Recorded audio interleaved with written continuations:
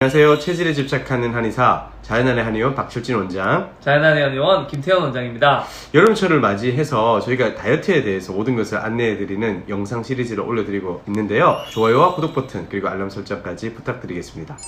자, 원장님, 저희가 지난 시간까지 식욕을 올리는 호르몬 두 가지인 그렐린과 오렉신에 대해서 알아봤습니다. 맞습니다. 맞죠? 예. 오늘은 그러면 어떤 거에 대해서 좀 알아볼까요, 원장님? 오늘은 식욕을 억제하는 호르몬 두 가지를 알아볼 건데요. 네. 다이어트 호르몬에 있어서 매우 중요한 내용이니까 집중해 주시길 부탁드릴게요. 궁금한데요. 어떤 내용인지. 자, 원장님, 일단 오늘 식욕 억제 호르몬에 대해서 말씀드리기 앞서서 지난번까지 배웠던 다이어트 호르몬 네 가지 다시 한번 정리를 하고 넘어갈까요? 네, 단어가 처음 들으시는 분들께서는 좀 어려울 수 있는데요. 예. 그렐린, 오렉신, 인슐린, 렙틴 네 가지 단어를 기억하시길 바랍니다. 이 네 가지 호르몬에 대해서 이해를 하면 다이어트 호르몬에 대한 정리가 끝난다고 보시면 됩니다. 지난 시간 복습을 간단하게 하자면 다이어트 호르몬은 좀 전에 말씀드렸던 것처럼 총 4개가 있고요. 그리고 식욕을 촉진하는 호르몬 2개, 식욕을 억제하는 호르몬 2개로 나눌 수가 있다고 말씀을 드렸습니다. 식욕을 촉진하는 호르몬은 먼저 뭐죠? 네, 그렐린, 오렉신이고요. 네, 식욕을 억제하는 호르몬은 인슐린과 렙틴입니다. 네, 먼저 오늘은 인슐린과 렙틴 중에서 어떤 호르몬을 좀 알아볼 겁니까? 네, 오늘은 인슐린에 대해서 알아보겠습니다. 우선 그 식욕을 억제하는 호르몬이 원장님께서 인슐린과 렙틴이다 이렇게 말씀을 하셨습니다. 네. 인슐린은 어떤 식으로 식욕을 좀 억제하나요? 네, 인슐린은 당분이 충분히 공급이 되면 네. 혈당을 낮추면서 그만 먹어도 된다 라는 신호를 보냅니다. 렙틴에 대해서는 제가 한번 말씀드려도 되겠습니까? 네네. 네, 렙틴은 지방의 양이 체내에 충분히 증가하게 되면 일정한 어떤 지방량을 유지하기 위해서 그만 먹어도 된다라는 신호를 보내는 호르몬입니다. 예, 정리를 하자면 인슐린은 어쨌든 당분에 의해서 조절이 되는 호르몬이다. 식욕 억제하는 호르몬이다. 그리고 렙틴은 네. 지방. 맞습니다. 네, 예, 지방의 어떤 양을 측정을 해서 식욕을 억제하는 호르몬이다 이렇게 생각하시면 될 것 같아요. 네. 그래서 인슐린에 대해서 조금 더 디테일하게 알아봐야 될 것 같은데 인슐린 설명 한번 해주시죠, 원장님. 네.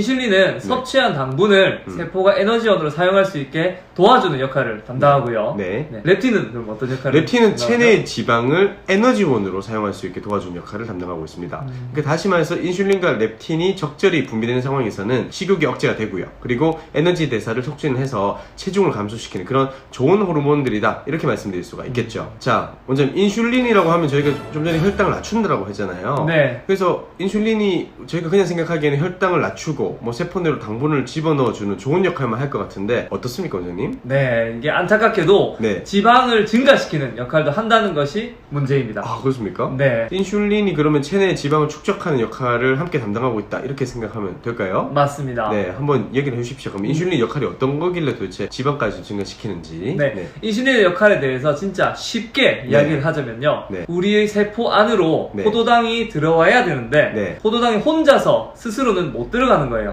그러니까 좀 쉽게 얘기를 하자면 문을 안 열어준다 이렇게 생각하면 맞습니다. 될까요? 예. 맞습니다. 그래서 세포 안으로 네. 포도당이 들어가게 네. 문을 열어주는 열쇠 역할을 하는 게 인슐린입니다. 이해가 되게 쉬운데요. 네. 그러면 지금 저희가 띄워놨던 이 그림을 보면은 조금 이해가 더 쉽겠네요, 그죠? 맞습니다. 네, 한번 그림을 한번 참조를 해주시길 바라고요. 자, 그러면 인슐린이 하는 역할 한 3가지 정도 대해서 말씀을 드려야 될 것 같아요. 왜냐하면 환자분들은 인슐린이라고 하면 당뇨를 떠올리고 인슐린 좋은 호르몬 아니야? 인슐린 부족하니까 당뇨가 생기니까 인슐린이 많을수록 좋은 거 아니야? 이렇게 생각할 수가 있거든요. 원장님. 맞습니다. 예, 일단 인슐린에 대해서 한번 설명 좀 해주시죠. 네, 인슐린은 네. 피 속의 포도당을 네. 세포 내로 넣어서 네. 세포가 당분을 에너지 원료로 쓸 수 있게도 하고 네. 남는 포도당을 간이나 근육세포에서는 글리코겐이라는 형태로 바꿔서 저장을 시킵니다. 글리코겐에 대해서는 제가 조금만 더 설명을 드리자면 네. 우리가 에너지가 필요할 때 언제든지 이 글리코겐을 포도당으로 전환을 시켜서 에너지의 원료로 쓸 수 있다 이렇게 정리를 해볼 수가 있겠죠. 맞습니다. 그래도 남는 포도당이 있다. 그러면 어떻게 됩니까, 원장님? 그래도 남는 포도당이 있으면 네. 간이나 피하, 네. 복부 쪽에 백색 지방 세포에 넣어서 네. 중성 지방으로 바꿔서 저장시키기도 한다는 겁니다.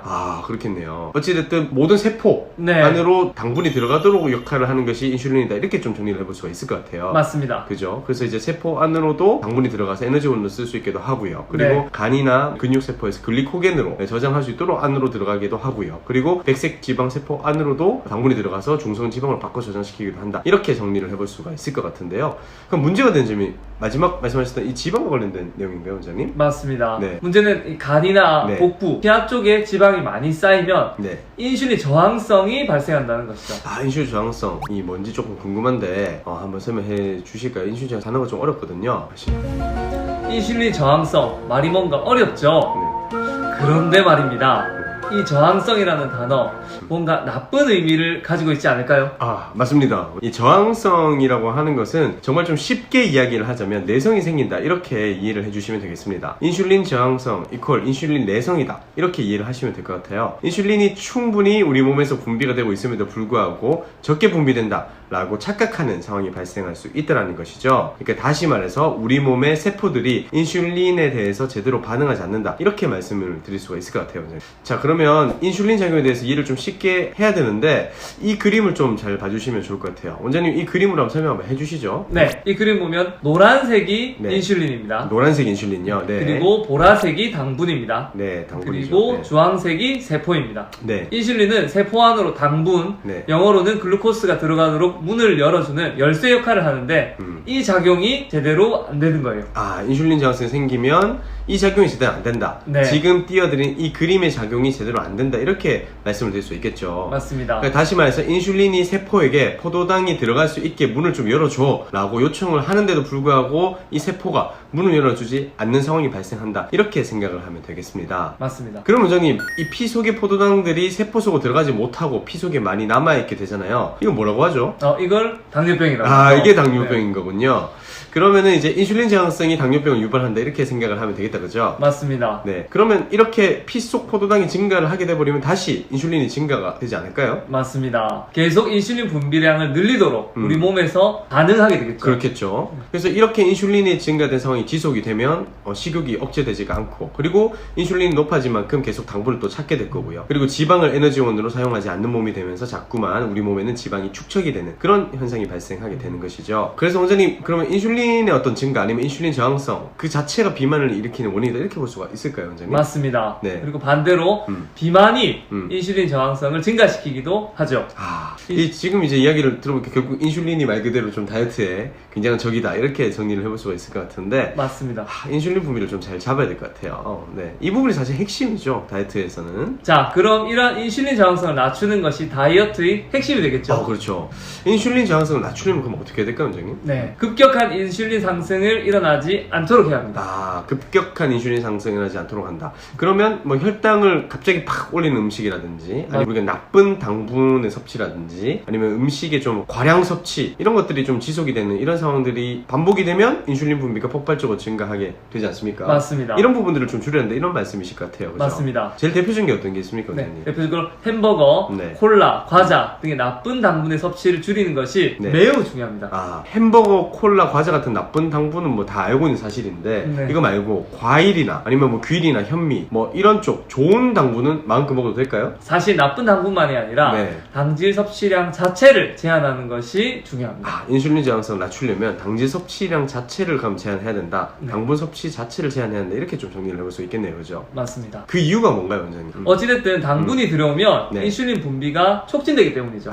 그래서 저희 한의원에서는 사실 인슐린 저항성을 줄이는 호르몬 다이어트를 위해서 당질 함유량이 높은 음식들을 어떻게 하고 있습니까? 네, 최대한 적게 먹을 수 있도록 티칭을 하고 있죠. 그죠. 이 부분에 대해서는 또 다음 시간에 자세하게 음식별로 당분 함유량에 대해서 한번 알아보도록 하죠, 원장님. 네. 그리고 이제 인슐린 저항성을 증가시키는 여러 가지 요인들에 대해서 한번 정리를 해봐야 될 것 같은데, 이 식사 타이밍의 문제도 인슐린 저항성을 증가시키는 요인이잖아요. 맞습니다. 네. 그러니까 잦은 간식이라든지 네. 야식, 불규칙한 식사 패턴이 문제이기 때문에 네. 규칙적인 식습관을 가져야 됩니다. 그 이유가 이렇게 생각해 볼 수가 있을까요? 불규칙한 어떤 식사 습관을 가지다 보면 인슐린 분비 역시도 매우 불규칙하게 막 확 만들어졌다가 또 안 만들어졌다가 확 만들어졌다가를 반복하기 때문이다 이렇게 생각해 볼 수가 있을 것 같아요. 맞습니까, 원장님? 맞습니다. 네. 이게 오랫동안 공복이 지속이 되면 네. 식욕이 폭발하면서 네. 갑자기 너무 많은 당분을 섭취하게 되면서 인슐린이 폭발적으로 증가할 수 있으니까요. 그렇겠네요. 규칙적인 좀 식습관이 인슐린 저항성에서는 굉장히 중요하다 이렇게 말씀드릴 수가 있을 것 같고요. 원장님, 그리고 지속적인 스트레스도 인슐린 저항성을 증가시키는 요인이다 이렇게 저는 알고 있거든요. 맞습니다. 이 부분에 대해서도 한번 말씀 한번 해보시죠. 네, 인슐린은 부신의 코르티졸하고 굉장히 관련이 많이 돼 있거든요.